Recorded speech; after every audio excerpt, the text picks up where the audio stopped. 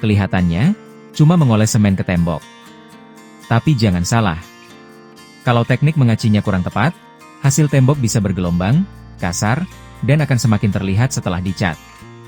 Nah, di video ini, kita akan melihat bagaimana seorang tukang mengaci tembok, dari awal sampai proses finishing. Bukan hanya menggunakan Roskam. Nanti, ada dua jenis busa yang digunakan untuk membantu menghaluskan permukaan tembok.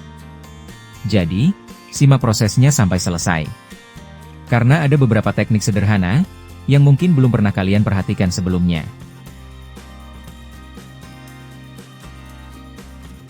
Pertama, adonan acian diambil menggunakan sendok bangunan.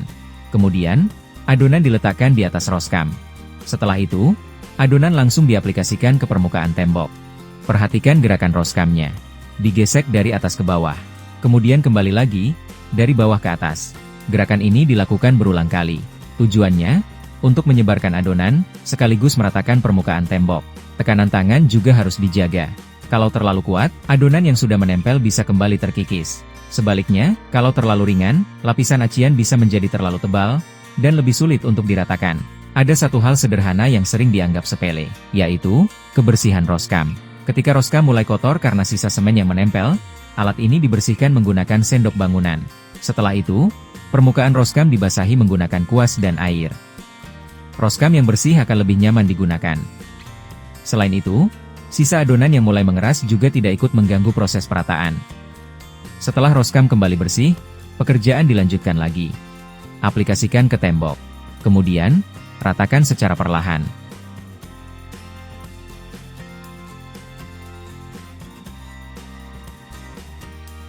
Nah, ini juga penting. Kadang-kadang, di dalam adonan terdapat kerikil atau butiran kasar. Kalau dibiarkan, kerikil tersebut bisa terseret oleh Roskam. Akibatnya, permukaan tembok yang sudah rata bisa tergores. Karena itu, kalau terasa ada sesuatu yang mengganggu, sebaiknya langsung dicari dan dibuang. Seperti yang dilakukan tukang ini.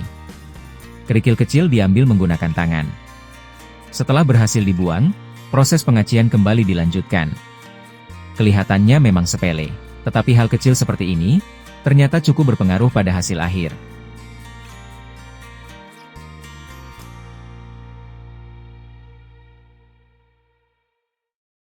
Sekarang, kita masuk ke tahap yang cukup menarik. Tukang mulai menggunakan busa hitam Eva, yang biasa dijual di toko bangunan. Busa ini digosokkan pada permukaan tembok, dengan gerakan memutar. Dilakukan secara berulang, pada seluruh bagian yang sedang dikerjakan. Tujuannya, untuk membantu meratakan bagian-bagian kecil yang masih kurang sempurna. Sekaligus, membantu menghaluskan permukaan acian. Perhatikan gerakannya. Busa tidak hanya digosok ke satu arah, tetapi digerakkan secara memutar, agar permukaan bisa dikerjakan lebih merata. Pada pekerjaan finishing seperti ini, ketelitian sangat menentukan. Karena bagian yang sekarang terlihat sedikit bergelombang, bisa menjadi jauh lebih terlihat setelah tembok selesai dicat.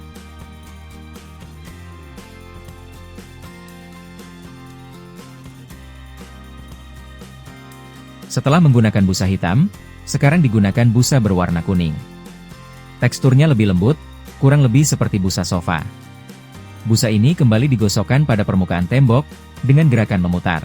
Tahap ini membantu membuat permukaan menjadi semakin halus dan lembut. Jadi ternyata, proses finishing acian tidak berhenti hanya menggunakan Roskam.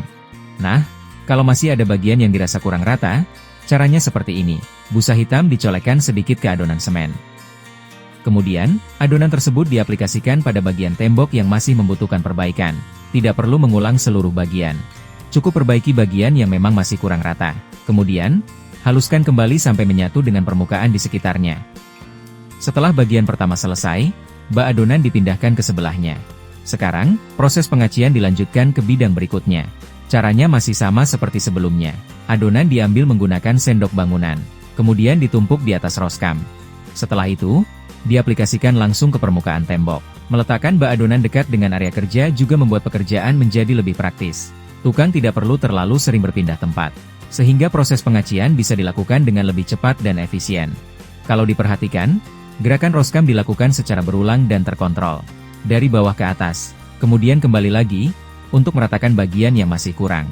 Mengaci tembok bukan berarti harus langsung sempurna dalam satu kali sapuan. Adonan bisa diaplikasikan terlebih dahulu.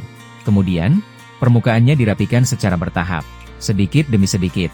Disinilah kontrol tangan seorang tukang sangat dibutuhkan. Tekanan roskam harus disesuaikan dengan kondisi permukaan tembok.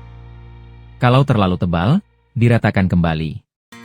Kalau masih kurang, tambahkan sedikit adonan. Salah satu kesalahan yang sering terjadi saat mengaci adalah terlalu banyak memberikan adonan pada satu bagian. Akibatnya, lapisan acian menjadi terlalu tebal. Dan justru lebih sulit untuk diratakan. Lebih baik, gunakan adonan secukupnya. Kalau masih kurang, baru ditambahkan sedikit demi sedikit. Dengan cara seperti ini, ketebalan acian akan lebih mudah dikontrol. Dan pekerjaan juga bisa menjadi lebih rapi. Jangan lupa, kalau menemukan kerikil, pasir kasar, atau kotoran di dalam adonan, jangan dipaksakan untuk terus diratakan. Segera keluarkan. Karena benda kecil seperti ini bisa menggores permukaan tembok. Perlu diketahui juga, hasil pengacian sangat dipengaruhi oleh kondisi plesteran yang ada di bawahnya. Acian bukan digunakan untuk menutupi tembok yang sangat bergelombang. Fungsi utamanya adalah menghasilkan permukaan akhir yang lebih halus, sebelum masuk ke tahap finishing berikutnya. Jadi, kalau hasil plesterannya sudah rata, proses pengacian biasanya juga akan menjadi lebih mudah. Dan tentu saja, hasil akhirnya bisa lebih maksimal. Kalau kita perhatikan, pekerjaan ini memang terlihat berulang. Ambil adonan. Aplikasikan ke tembok. Ratakan. Bersihkan alat. Kemudian lanjut lagi. Tetapi justru pada pekerjaan yang terlihat sederhana seperti inilah, pengalaman seorang tukang bisa terlihat. Mulai dari sudut kemiringan roskam, tekanan tangan, sampai jumlah adonan yang digunakan. Semuanya harus disesuaikan dengan kondisi permukaan tembok. Kalau terlalu tebal, harus diratakan. Kalau masih kurang, harus ditambahkan. Semuanya dilakukan sedikit demi sedikit, sampai seluruh permukaan terlihat menyatu. Dan ada satu hal yang sering baru terlihat setelah rumah selesai. Yaitu, permukaan tembok yang bergelombang. Saat belum dicat, mungkin terlihat biasa saja. Tetapi setelah terkena cat, dan mendapat sorotan cahaya dari samping, bagian yang tidak rata bisa menjadi semakin terlihat. Karena itu, proses pengacian dan finishing sebaiknya tidak dilakukan dengan terburu-buru. Semakin teliti pengerjaannya, semakin baik juga hasil akhirnya. Jadi, dari proses ini kita bisa melihat, mengaci tembok ternyata bukan sekadar mengoleskan semen. Mulai dari kebersihan roskam, tekanan tangan, ketebalan adonan, membuang kerikil yang mengganggu, sampai proses finishing menggunakan busa. Semuanya memiliki peran dalam menentukan hasil akhir. Teknik mengaci mungkin bisa berbeda antara satu tukang dengan tukang lainnya. Yang paling penting adalah hasil akhirnya. Permukaan tembok menjadi rata, halus, dan siap untuk tahap berikutnya. Nah, bagaimana menurut kalian dengan teknik mengaci seperti ini? Apakah tukang di daerah kalian menggunakan cara yang sama? Terutama, pada proses finishing menggunakan busa hitam dan busa kuning. Kalau kalian punya pengalaman, atau teknik yang berbeda, silakan tulis di kolom komentar. Semoga video ini bermanfaat, dan bisa menambah wawasan kita tentang dunia pertukangan. Kalau suka dengan video seperti ini, jangan lupa tekan tombol like, subscribe channel 1000, dan bagikan video ini kepada teman yang mungkin membutuhkan. Terima kasih sudah menonton. Sampai jumpa di video berikutnya.